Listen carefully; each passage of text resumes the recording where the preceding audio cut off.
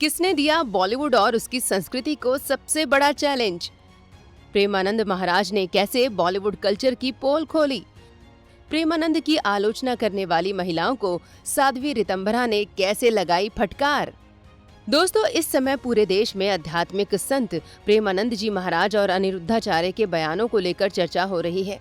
बॉलीवुड और उसकी संस्कृति से जुड़ी कुछ महिलाओं ने जब इन संतों पर हमला बोला तो अयोध्या आंदोलन की वीर साध्वी रितंभरा भड़क गईं। उन्होंने भारत की उन महिलाओं को ऐसा आईना दिखाया कि वो अपना मुंह छिपा लें। दोस्तों, वीडियो में आपको बताएंगे कि कैसे संतों ने बॉलीवुड और उसकी संस्कृति को एक्सपोज किया और कैसे साध्वी रितंभरा उनके साथ मजबूती से खड़ी हो गयी। बस आप देखते रहिए द कर्मा। दोस्तों, अभी हाल ही में आपने एक सिने अवार्ड फंक्शन में मैं तेरा तोता तू मेरी मैना गाने पर स्टेज परफॉर्मेंस करते हुए बॉलीवुड एक्टर चंकी पांडे और उनकी एक्ट्रेस बेटी अनन्या पांडे को देखा। ये दोनों बिल्कुल उसी अंदाज में हजारों लोगों के सामने डांस कर रहे थे जिस अंदाज में चंकी ने अपनी फिल्म में हीरोइन के साथ काम किया था। अब भरे स्टेज पर भी चंकी तोता बन गया और उनकी बेटी मैना, और दोनों उसी तरह ठुमके लगाने लगे। आपको बता दें कि कुछ साल पहले भी चंकी पांडे एक अवार्ड फंक्शन के दौरान जब अनन्या डांस कर रही थी तो वे बड़े भावुक होकर सीटियां बजा रहे थे। यानी शायद वो ये सोचकर इतने भावुक हो गए कि जब उनकी बेटी फिल्मी पर्दे पर नाचेगी तो हॉल सीटियों से गूंज जाएगा, वो बॉलीवुड की स्टार बन जाएगी और करोड़ों रुपए की कमाई करेगी। दोस्तों, आपको हो सकता है थोड़ा अजीब लगे, लेकिन आपको बिल्कुल अलग ट्रैक पर ले जाती हूँ और दिखाती हूँ कि साध्वी रितंभरा क्या कह रही हैं। हिंदू स्त्रियां हे भगवान, देखकर शर्म आती है। पैसा कमाओगे तुम, नंगे होकर पैसा कमाओगे, गंदे ठुमके लगाकर, गंदे गाने गाकर। मुझे समझ नहीं आती उनके पतियों को ये स्वीकार कैसे है, उनके पिताओं को ये स्वीकार कैसे है। अपने घर के अंदर गंदी कमाई आती है तो पितर लोक में तड़पने लग जाते हैं। मर्यादित जीवन होना चाहिए। भारत की देवियों, तुम चाहो तो कर सकती हो, बुरा मत मानिएगा। तुम चाहो तो राक्षसों के घर में भी देवताओं को जन्म देती हो। तुमने दिया, तुमने कयादू बनकर हिरण्यकश्यप के घर में प्रहलाद को जन्म दे दिया। और अगर तुम ना चाहो तो विशर्वा ऋषि के घर में भी रावण जैसा राक्षस पैदा हो जाता है। दोस्तों, साध्वी रितंभरा का ये बयान प्रेमानंद जी महाराज और अनिरुद्धाचार्य के बयान के बाद बड़ी तेजी से सोशल मीडिया पर वायरल हो रहा है। आपको बता दें कि प्रेमानंद जी महाराज और अनिरुद्धाचार्य के बयान को लेकर बॉलीवुड और उससे जुड़ी कुछ महिलाएं काफी आलोचना कर रही हैं।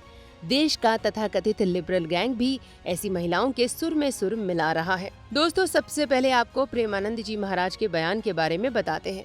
वृंदावन में एक महिला जब प्रेमानंद जी के आश्रम में पहुंची तो उसने पूछा कि महाराज जी, मैं बच्चों की शादी को लेकर बहुत परेशान हूँ। उसने रोते हुए पूछा कि क्या कारण है कि चाहे अरेंज मैरिज हो या फिर लव मैरिज, शादी ज्यादा टिक नहीं पा रही। तब प्रेमानंद जी महाराज ने कहा कि आजकल के बच्चों का चरित्र और आचरण शुद्ध नहीं है। शादी के बाद अच्छे परिणाम कैसे आएंगे? कम उम्र में ही बॉयफ्रेंड और गर्लफ्रेंड बन जा रहे हैं, फिर एक छोड़ते हैं दूसरे को पकड़ते हैं। जो लड़की शादी से पहले 4 बॉयफ्रेंड के साथ रह चुकी है वो कैसे एक पति के साथ रह पाएगी? इसी तरह जो लड़का शादी से पहले 4 गर्लफ्रेंड्स का संग कर चुका है वो कैसे अपनी पत्नी के साथ संतुष्ट रह पाएगा? दोस्तों, अब आपको बताते हैं कि अनिरुद्धाचार्य ने क्या कहा। एक कथा के दौरान अनिरुद्धाचार्य ने कहा था कि अगर लड़कियों की शादी देर से होती है तो उनके कई बॉयफ्रेंड बन जाते हैं। 25 साल तक तो उनके 4 से 5 बॉयफ्रेंड हो सकते हैं। दोस्तों, संतों के इन्हीं बयानों को लेकर खूब आलोचना हो गई है। बॉलीवुड हीरोइन दिशा पाटनी की बहन खुशबू पाटनी ने तो अनिरुद्धाचार्य के खिलाफ अपशब्द का इस्तेमाल किया है। सोशल मीडिया पर प्रेमानंद महाराज के खिलाफ भी उनके बयान दिखाई दिए, लेकिन खुशबू ने कहा कि मैंने सिर्फ अनिरुद्धाचार्य के बयान की निंदा की है, प्रेमानंद महाराज के बयान की नहीं। उधर जब विरोध बढ़ा तो अनिरुद्धाचार्य ने तो माफी मांग ली, लेकिन प्रेमानंद महाराज का कोई दूसरा बयान नहीं आया। वास्तव में देखा जाए तो प्रेमानंद महाराज के बयान का ज्यादा विरोध हो भी नहीं रहा है। कुछ तथाकथित लिबरल और वामपंथ लोग ही उनके बयान की आलोचना कर रहे हैं, जिनमें बड़ी संख्या में महिलाएं भी शामिल हैं। इन्हीं महिलाओं की आलोचना के बाद साध्वी रितंभरा का बयान वायरल हुआ, जो ऐसी महिलाओं को बुरी तरह फटकार रही हैं।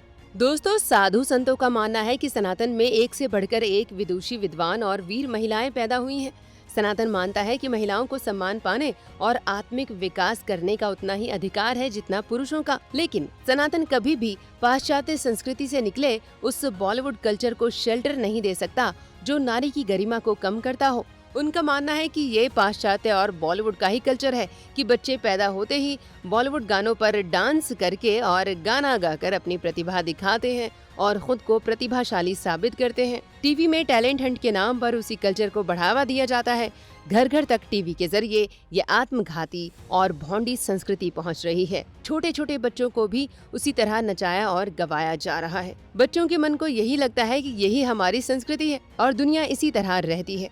अगर पश्चिम के इसी कल्चर को बढ़ावा दिया जाएगा तो पश्चिम के समाज के दुख दर्द भी साथ में आएंगे। वैवाहिक जीवन खतरे में पड़ जाएगा। लोग एक दूसरे को अपने बॉयफ्रेंड और गर्लफ्रेंड की संख्या बताने में गर्व महसूस करेंगे। तलाक आम बात हो जाएगी और पारिवारिक और सामाजिक जीवन बिखर कर खत्म हो जाएगा। जबकि पारिवारिक और सामाजिक जीवन की मजबूती ही सनातन संस्कृति की सबसे बड़ी पहचान है। दोस्तों, भारत के संतों ने पश्चिमी और बॉलीवुड कल्चर को जो चुनौती दी है उसे लेकर आप कितने सहमत हैं? कमेंट करके जरूर बताएं। वीडियो को लाइक और शेयर करें, चैनल को सब्सक्राइब करें और नोटिफिकेशन के लिए बेल आइकन दबाना तो बिल्कुल ना भूलें। धन्यवाद।